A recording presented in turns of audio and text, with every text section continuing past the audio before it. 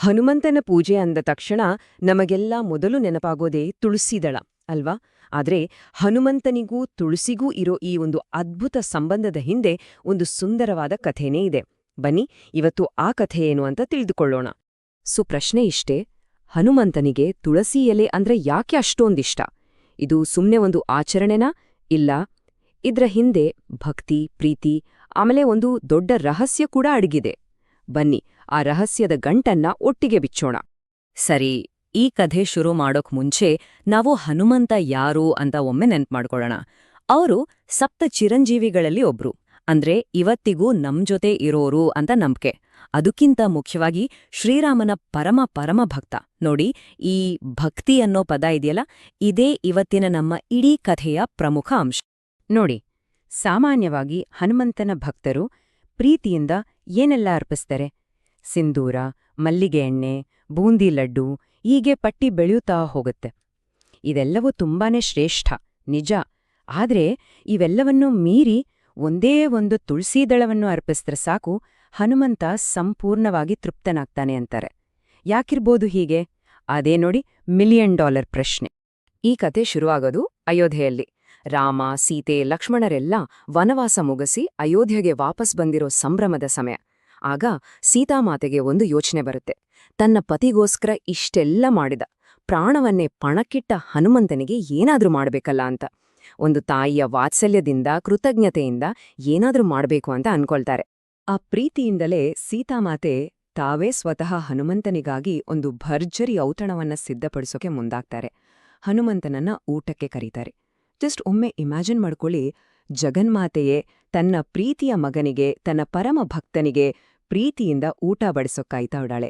ಎಂಥ ಅದ್ಭುತ ದೃಶ್ಯ ಅಲ್ವಾ? ಅಂದಹಾಗೆ ಅದೇನೋ ಒಂದು ಸಾಧಾರಣ ಊಟ ಆಗಿರ್ಲಿಲ್ಲ. ಸೀತಾಮಾತೆ ಸಿದ್ಧಪಡಿಸಿದ್ದು ಒಂದಲ್ಲ ಎರಡಲ್ಲ, ಬರೋಬರಿ 56 ಬಗೆಯ ನೈವೇದ್ಯಗಳನ್ನ. ಹೌದು, 56 ತರಹದ ಭಕ್ಷ್ಯಗಳು. ಹನುಮಂತನ ಆ ನಿಷ್ಕಲ್ಮಶ ಸೇವೆಗೆ ಅಷ್ಟೇ ದೊಡ್ಡ ಗೌರವ ಅದು. ಸರಿ, ಈಗ ಔತಣ ಸಿದ್ಧವಾಗಿದೆ. ಹನುಮಂತ ಊಟಕ್ಕೆ ಕೂತಿದ್ದಾನೆ. ಎಲ್ಲವೂ ಪರ್ಫೆಕ್ಟ್ ಆಗಿದೆ ಅಂತ ಅನ್ಕೊಂಡಾಗಲೇ ಕಥೆಯಲ್ಲಿ ಒಂದು ದೊಡ್ಡ ಟ್ವಿಸ್ಟ್ ಶುರುವಾಗುತ್ತೆ. ಇಲ್ಲಿಂದ ಒಂದು ದೊಡ್ಡ ರಹಸ್ಯ ನಿಧಾನವಾಗಿ ತೆರೆದುಕೊಡುತ್ತೆ. ಹನುಮಂತ ತುಂಬಾನೇ ಸಂತೋಷದಿಂದ ಊಟ ಮಾಡೋಕೆ ಶುರು ಮಾಡ್ತಾನೆ. ಆದ್ರೆ ಏನಿದು ಆಶ್ಚರ್ಯ! ನೋಡ್ತಾ ಇದ್ದ ಹಾಗೆ ಆ 56 ಬಗೆಯ ಭಕ್ಷ್ಯಗಳೆಲ್ಲ ಖಾಲಿ. ಕ್ಷಣ ಮಾತ್ರದಲ್ಲಿ ಎಲ್ಲವೂ ಮಾಯವಾಗಿ ಹೋಗುತ್ತೆ.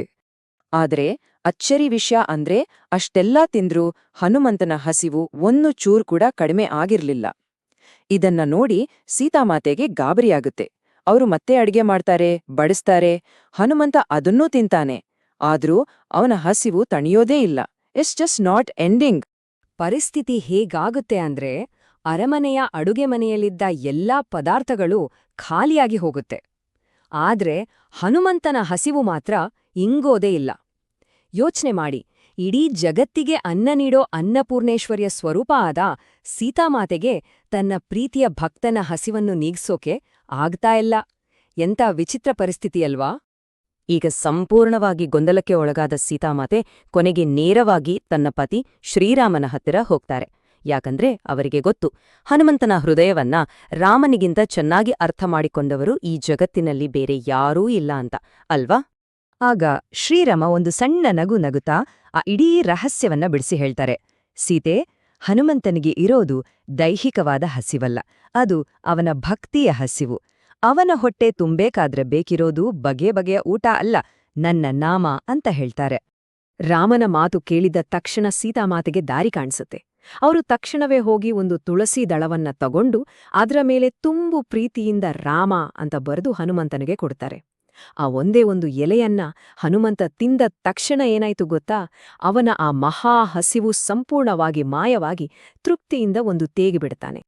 ಹಾಗಾದ್ರೆ 56 ಬಗೆಯ ಭಕ್ಷ್ಯಗಳಿಂದ ಆಗದೇ ಇದ್ದ ಕೆಲಸ ಆ ಒಂದು ಸಣ್ಣ ತುಳಸಿ ಎಲೆಯಿಂದ ಹೇಗೆ ಸಾಧ್ಯವಾಯಿತು? ಇದರ ಹಿಂದಿರೋ ಆಳವಾದ ಅರ್ಥವಾದ್ರೂ ಏನು? ನೋಡಿಯೋ ಉತ್ತರ ತುಂಬಾನೇ ಸರಳ, ಆದ್ರೆ ಬಹಳ ಗಹನವಾದದ್ದು. ನಮ್ಮ ಶಾಸ್ತ್ರಗಳ ಪ್ರಕಾರ ತುಳಸಿಯಲ್ಲಿ ಯಾವಾಗ್ಲೂ ಶ್ರೀರಾಮ ನೆಲೆಸಿರ್ತಾನೆ ಅಂತ ಒಂದು ನಂಬಿಕೆ. ರಾಮನಾಮವನ್ನ ಹೊತ್ತ ಆ ತುಳಸಿ ದಳ ಹನುಮಂತನ ದೇಹವನ್ನ ಸೇರಿದಾಗ ಅದು ಕೇವಲ ಅವನ ಹೊಟ್ಟೆಯ ಹಸಿವನ್ನ ನೀಗ್ಸಿಲ್ಲ, ಬದಲಿಗೆ ಅವನ ಆತ್ಮದ ಭಕ್ತಿಯ ಹಸಿವನ್ನ ತಣಿಸಿತು. ರಾಮನೇ ರಾಮನಾಮದ ರೂಪದಲ್ಲಿ ತುಳಸಿ ಮೂಲಕ ಅವನನ್ನ ಸೇರ್ಕೊಂಡಾಗ ಹನುಮಂತನಿಗೆ ಒಂದು ಪರಿಪೂರ್ಣವಾದ ತೃಪ್ತಿ ಸಿಕ್ತು. ಅಂದಿನಿಂದಲೇ ಹನುಮಂತನಿಗೆ ತುಳಸಿ ಅಂದ್ರೆ ಪಂಚಪ್ರಾಣವಾಯಿತು. ಆ ಪವಿತ್ರ ಬಂಧ ಇಂದಿಗೂ ಶಾಶ್ವತಲಾಟಿ ಉಳಿದಿದೆ.